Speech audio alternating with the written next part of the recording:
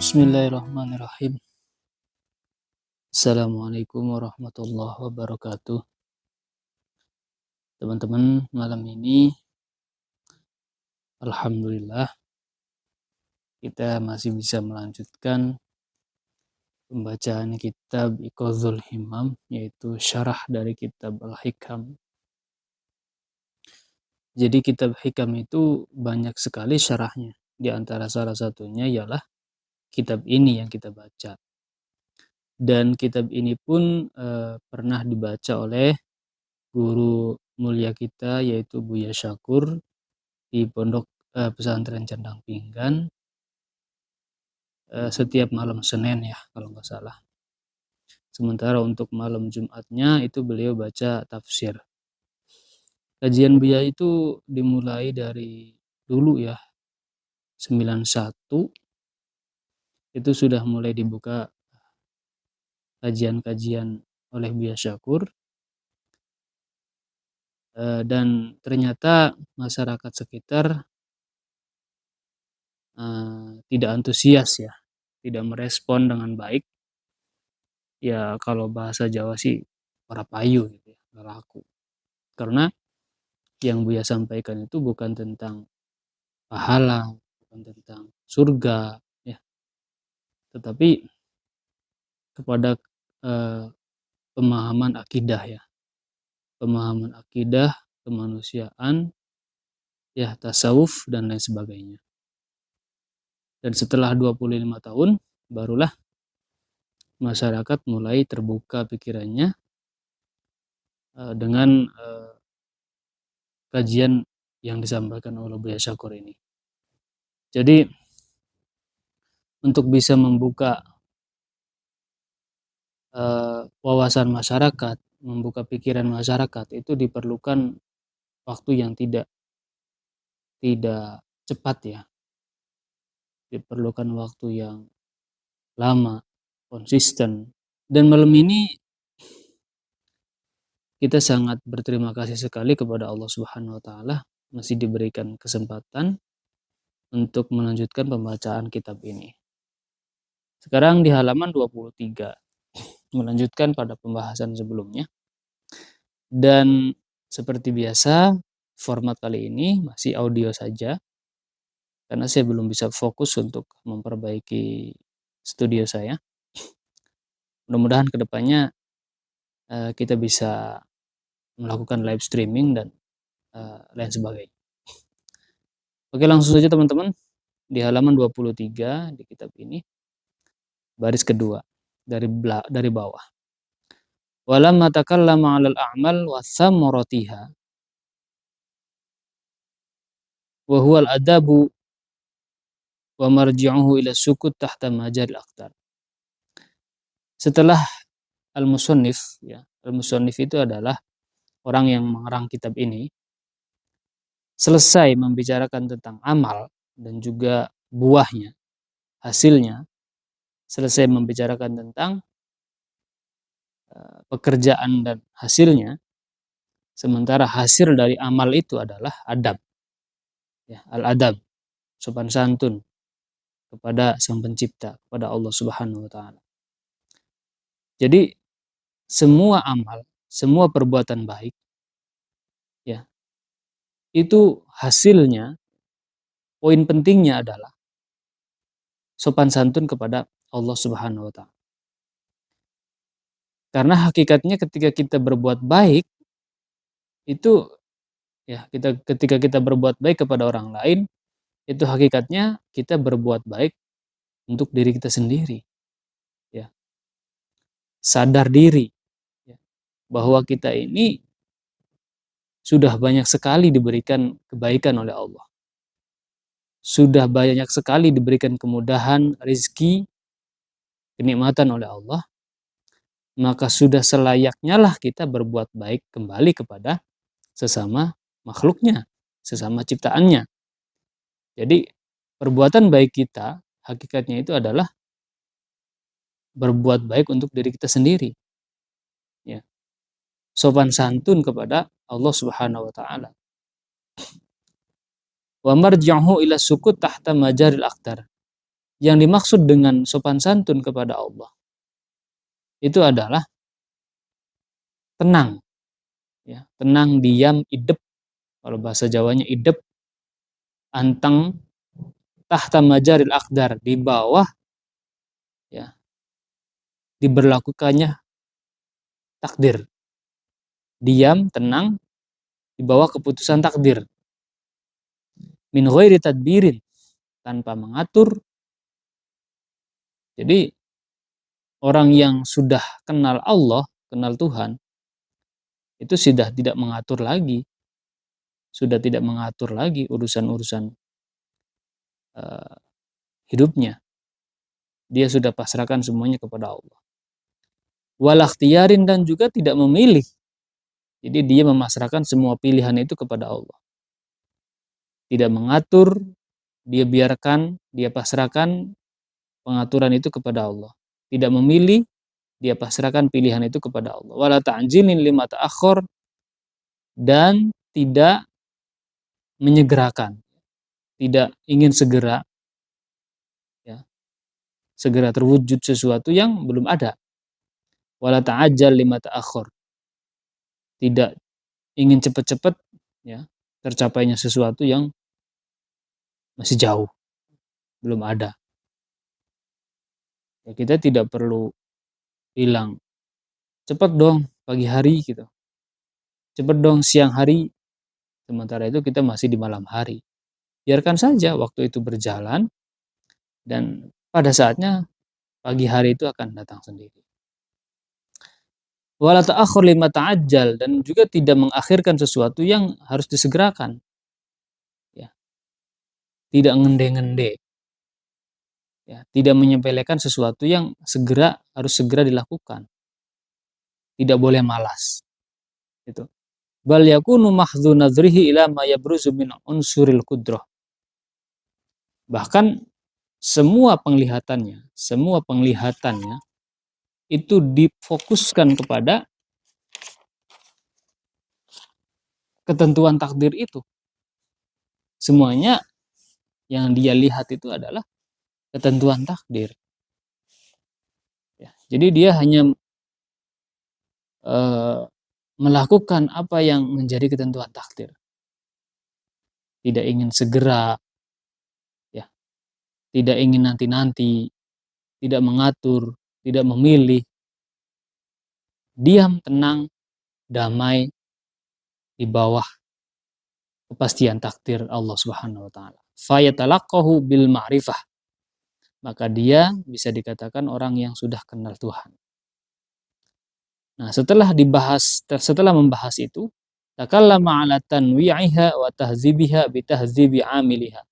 Kemudian al-musannif melanjutkan pembahasannya, yaitu tentang bagaimana caranya membersihkan amal kita, ya, dari diri kita, membersihkan amal kita dari diri kita.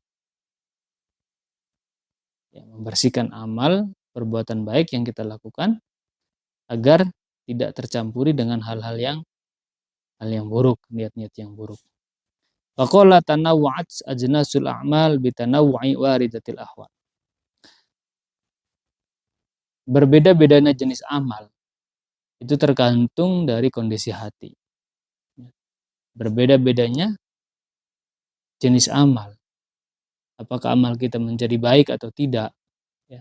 Apakah yang kita lakukan itu benar atau tidak, itu tergantung kondisi hati, tergantung niatnya. Kalau niat kita buruk, meskipun amal yang kita lakukan itu baik, maka itu menjadi buruk tetap. Jadi tergantung kondisi hati. Itu akan terbentuk dengan sendirinya amal kita itu yang mana. Tanwa'i syai' taktsiruhu. Macam-macam amal itu artinya saking banyaknya. Banyak sekali nama amal-amal itu. Amal soleh, amal toleh, amal dan lain sebagainya. Wal a'malu huna ibaratun arahatil jismi. Yang dinamakan amal itu adalah pengibaratan dari gerak badan. Apapun yang dilakukan oleh tubuh kita itu adalah amal namanya. Amal itu dalam bahasa Indonesianya adalah pekerjaan.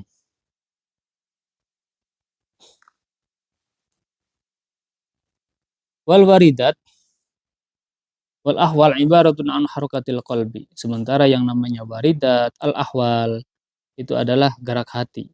Ya. Fal khotir wal warid wal hal mahaluha wahidun. Yang dinamakan khotir, kekhawatiran, al warid, ilham, wal hal, kondisi, itu tempatnya satu, wawu al qalb, dalam hati. Ya. Walamma wa lakin madam al qalbu yahturu fihi al khawatir az-zulmaniyah au wan nuraniyah sumiya ma yahturu fihi khatiran. Akan dinamakan khawatir, ya, khawatir, khatir. Selama di dalam hati itu ada keinginan, ada kerenteg, terbesit, ya, terbesit sesuatu yang buruk atau sesuatu yang baik. Khawatir mungkin bisa diartikan seperti apa namanya, firasat, ya, mungkin bisa diartikan seperti firasat, kekhawatiran, khawatir, khawatir, ya, khawatir itulah, itu bahasa Arab, diadopsi menjadi bahasa Indonesia, khawatir. Tapi khawatir itu masih global, bisa baik bisa buruk. Wa ini qata'at anhul khawatir az-zulmaniyah sumya ma yaqturu fihi waridan aw halan. Akan dinamakan warid atau hal, ya, ketika sudah tidak ada khawatir zulmaniyah, ya, tidak ada kehendak yang buruk, itu namanya warid atau hal-hal, tidak ada keburukan. Ya. Fa idhafati ahadihim ila al-akhar idhafatun bayaniyah. Wa kilahuma yatahawalani fa indama dzalika summiya maqaman. Nah, kalau seandainya kondisi warid dan hal di dalam hati itu tidak ada terbesit keinginan buruk, terus langgeng, ya, maka itu dinamakan maqam. Ini perlu dicatat, ya. Jadi ini adalah istilah-istilah yang nantinya akan terus diulang, ya. Jadi yang namanya a'mal itu ada gerakan badan, sementara al-warid atau al-hal itu ada gerakan hati. Ya, gerakan hati. Nah, kalau khawatir itu adalah sesuatu yang terbersit di dalam hati, apakah itu keburukan atau kebaikan, itu khawatir. Nah, nanti akan dinamakan hal atau warid ketika sudah tidak ada niat buruk, ya, tidak ada keburukan dalam hatinya. Dan ketika langgeng itu namanya maqam. Qultu. Ini hanya peribahasa saja sebenarnya. Qad tanawwa'at ajnasul a'mal adh-dhahira bi tanawwu'il ahwal batinah. Nah, bisa juga diartikan berbeda-beda jenis amal zahir, ya, berbeda-beda jenis amal zahir itu tergantung dari kondisi hati yang berubah-ubah. Jadi amal kita bisa jadi baik, amal kita bisa jadi buruk, itu tergantung kondisi hatinya, tergantung niatnya. Ataqul a'mal jawarih tabi'atun lil ahwalil qulub. Atau juga bisa diartikan, bisa diambil pemahaman bahwa gerak badan itu mengikuti kondisi hati. Gerak badan, pekerjaan badan itu tergantung dari kondisi hati. Kalau hatinya lagi senang, dia biasanya akan enteng, ya, melakukan pekerjaan. Ya, mudah melakukan pekerjaan. Tapi kalau hatinya lagi sumpek, lagi pusing, lagi gelisah, maka berat melakukan amal. Wa in warada 'alal qalb qabdun zaharu 'alal jawarih atharuhu minas sukun. Nah, kalau seandainya dalam hati itu ada kesusahan, maka pada kondisi zahir kita, pada kondisi badan kita, itu akan tampak eh, apa namanya, keengganan, akan ada keengganan, malas, berat melakukan sesuatu. Ya. Kalau hatinya lagi susah, dia akan jadi orang pemalas, susah, enggan untuk melakukan sesuatu. Wa in warada 'alaihi bastun zaharu 'alal jawari atharuhu minal khifah. Nah, kalau dalam hatinya ada rasa bahagia, rasa bunga, sedang bahagia, maka pada zahirnya pun akan ada pancaran, yaitu rasa keinginan untuk melakukan sesuatu dengan mudah, dengan enteng. Berbuat baik itu enteng, bekerja itu enteng. Ya, ketika hatinya sedang senang. Wa in warada 'alal qalbi zuhdun wa wara'un zuharu 'alal jawarih. Nah, kalau dalam hatinya ada sifat zuhud, sifat wira'i, maka dalam anggota badannya atharuhu wa huwa tarkun wa ihjamun. Dia akan meninggalkan dunia wa ihjamun dan mundur dari hiruk pikuk dunia. Kalau seandainya di dalam hati itu ada kezuhudan dan wira'i. Ai ta'akhur, artinya ya santai saja gitu. Urusan dunia itu santai aja. Kalau hatinya wira'i, ya pasti akan kebagian. Pasti yang namanya rizki itu sudah dibagi ya, bukan dicari. Ya, rizki itu dibagi bukan dicari. Tapi dibagi itu ya tetap aja kita harus ada upaya untuk menjemputnya di tempat pembagian itu. Bukan diam di rumah. Kalau diam di rumah ya namanya pemalas. Wa in warada 'alal qalbi rughbatun wa hirsun zuharu 'alal jawarih atharuhu wa waqaddun wa ta'bun. Nah, kalau dalam hatinya ada ambisi ya, ada ambisi yang besar, maka pada anggota zahir, maka badan itu akan merasa susah, merasa payah, merasa capek. Ya, terlalu ambisi itu membuat kita lelah. Wa in warada 'alal qalbi mahabba wa syauqun dhuharu 'alal jawari atharuhu wa wasyadhun wa raqsun. Nah, kalau dalam hati itu ada cinta, ada kerinduan, ya, maka dalam kondisi zahirnya pun dia akan menari-nari ya, akan menari-nari karena dia sedang dimabuk cinta. Wa in warada 'alal qalbi ma'rifatun wa syuhudun zuharu 'alal jawarih atharuhu wa warohah wa rukudun ila ghairi dzalik.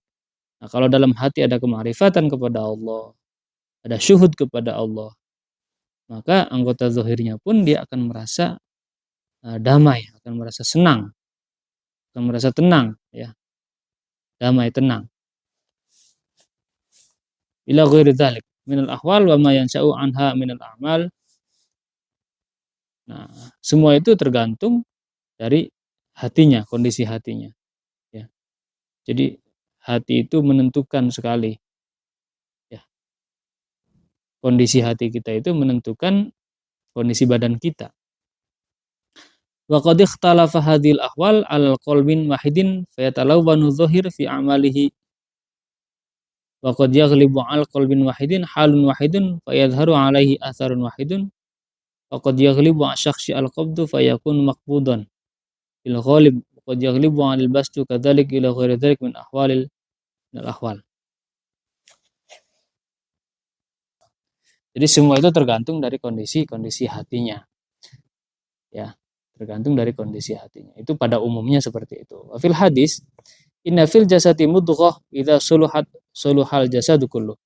Nah, dalam hadis pun sudah dijelaskan oleh Kanjeng Nabi Muhammad SAW bahwa di dalam jasad kita ini ada segumpal darah ya. Ada darah yang menggumpal ya. Ada segumpal darah, ketika darah itu baik, maka semua jasad kita akan baik, yaitu hati. Jadi hati itu segumpal darah. Wa idza fasadat fasadal jasadu kulluh. Nah, kalau hati ini rusak, segumpal darah itu rusak, maka semua tubuh kita akan rusak. Jadi hati itu sangat menentukan sekali. Wa ya al-qalb, itu namanya hati. Hati itu menjadi panglima ya, menjadi raja di dalam diri kita. Apapun yang menjadi perintah hati itu semuanya akan tunduk. Tangan kita, semuanya akan tunduk. Badan kita itu akan melakukan apa yang diperintahkan oleh hati. Qultu. Ini masih membahas tentang istilah-istilah ya. Ya, silakan didengarkan saja. Tapi kita bisa ambil beberapa poin-poin di sini. Wa li ajli hadzal ma'na ikhtalafat ahwalus sufiyah. Nah, oleh karena makna-makna yang tadi kita sebutkan itu, kondisi seorang sufi, orang yang sufi juga berbeda-beda. Ya, kondisi seorang sufi itu berbeda-beda. Faminhum ubad, ada orang yang ahli ibadah terus. Dia sukanya ibadah terus, ya, puasa, ngaji, sholat dan seterusnya. Faminhum zuhad, ada orang yang zuhud terus. Ya, sukanya tuh sederhana. Faminhum al-wari'un, orang yang wirai. Wal muridun, ada yang murid, wal arifun, ada yang arif billah. Jadi beda-beda, tergantung dari kondisi hatinya.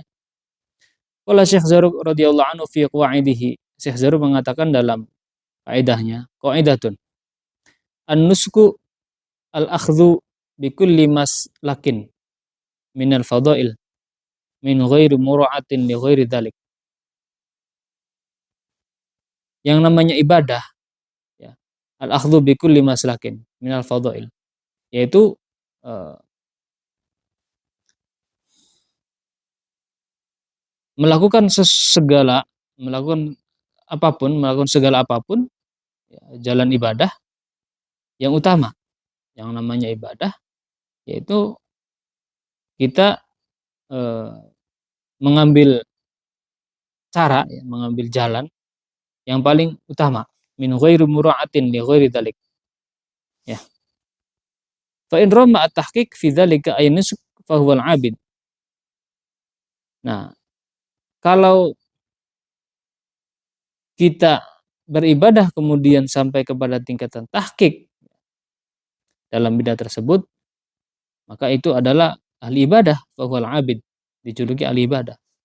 Ibadah getol, ya, ibadahnya getol kemudian dia sampai kepada tingkatan tahqiq dalam ibadahnya, maka itu adalah ahli ibadah. Wa in mala lil akhdhi min al bil ahwal fa huwa wal wara'.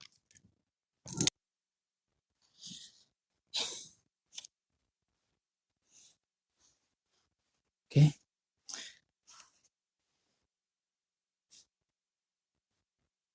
Oke, kita lanjut. Jadi kalau kita beribadah kemudian sampai pada tingkatan tahqiq dalam beribadah, maka kita dinamakan ahli ibadah. Wa in mala lil akhdhi bil ahwal fa huwal wara'. Nah, kalau kita lebih condong kepada memperbaiki kondisi hati, ya, terus menjaga supaya hati ini bersih, maka itu namanya wira'i. Jadi hati-hati. Wa in atharo janibal tarki taliban li salamah wa huwa zahid. Nah, kalau dia lebih meninggalkan eh, dunia, ya, supaya dia lebih selamat, maka itu namanya ahli zuhud. Wa in arsala nafsahum fi muradil haq fa huwal arif. Nah, kalau dia hanya memperjalankan dirinya kepada kehendak Allah, kehendak Tuhan, maka itu namanya seorang arif billah.